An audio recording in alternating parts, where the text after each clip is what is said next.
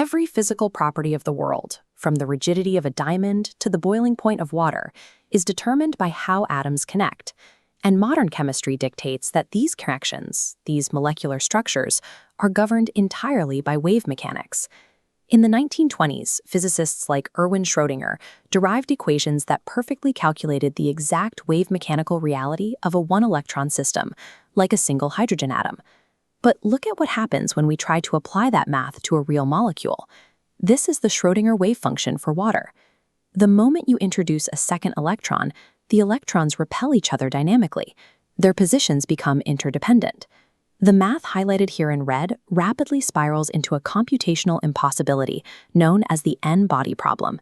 The equation becomes exactly unsolvable. Because the absolute mathematics break down the moment a molecule forms, chemists cannot rely on a perfect, unified equation to predict how atoms stick together. We are forced to rely on approximations. The chemical bonds we draw on paper are not exact mathematical truths. They are our best theoretical approximations, built to navigate an unsolvable quantum reality. Decades before wave mechanics were formalized, pioneers like Gilbert and Lewis proposed that covalent molecules formed by atoms sharing distinct pairs of electrons. This idea evolved into our first modern approximation path, valence bond theory. Linus Pauling, pictured here holding a ball and stick model, heavily developed this framework to tie quantum mechanics to distinct physical geometries. Almost simultaneously, Robert Mulliken pioneered a second, contrasting path, molecular orbital theory. These two theories are distinct computational algorithms attempting to solve the exact same physical problem. They make different assumptions and use different mathematics to determine where electrons actually live. To understand modern chemistry, we have to explore why we need both of these contradictory models to explain a single molecule. Valence bond theory begins with a specific assumption. Atoms retain their individual identity and complete atomic structure, even when they interact to form a molecule. Watch how this works for a central carbon atom. According to the theory, the carbon's spherical s orbital and its three dumbbell-shaped p orbitals mathematically mix. They hybridize into four directional sp3 lobes pointing to the corners of a tetrahedron.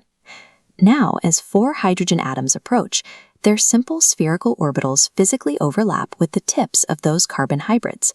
The overlapping regions you see glowing here isolate the bonding electrons into precise, localized spaces between the nuclei. This localized quantum overlap translates perfectly to the physical stick models and two-dimensional Lewis structures that students draw on paper every day. Valence bond theory succeeds because it matches our physical intuition. It provides discrete, directional lines that make mapping organic molecules straightforward. But the assumption that electrons are strictly localized between two atoms eventually hits a wall.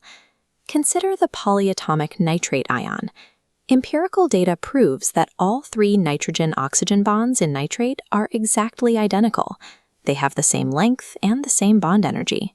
Because valence bond theory insists on localized pairs, it cannot draw a single structure to represent this symmetry. Instead, it relies on resonance.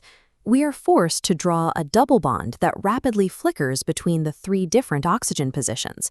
But the real molecule is not actually vibrating between these states at all. Resonance is just an artificial patch.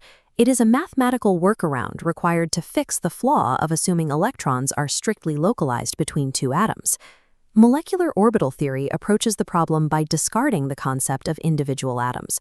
Once the molecule forms, the individual nuclei act merely as a structural scaffold for a single, unified wave system.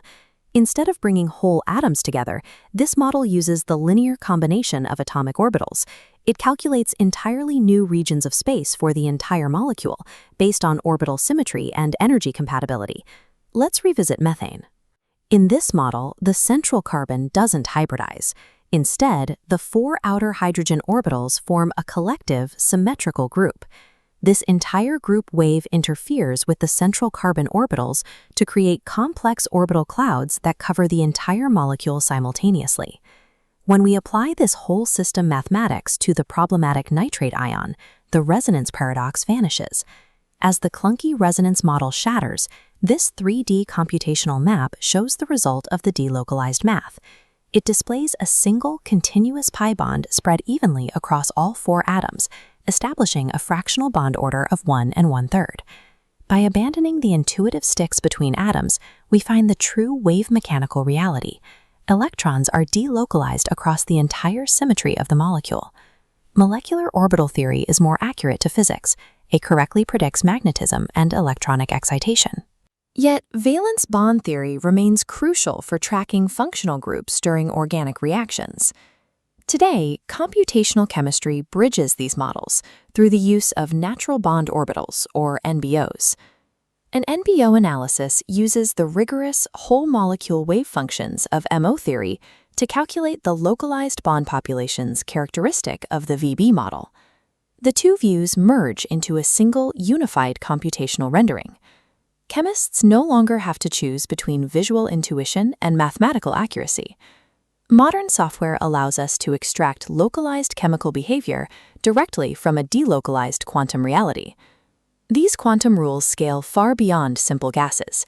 Transition metal complexes, like this iron center on the Miesler textbook cover, are governed by complex ligand fields explained only through delocalized orbitals.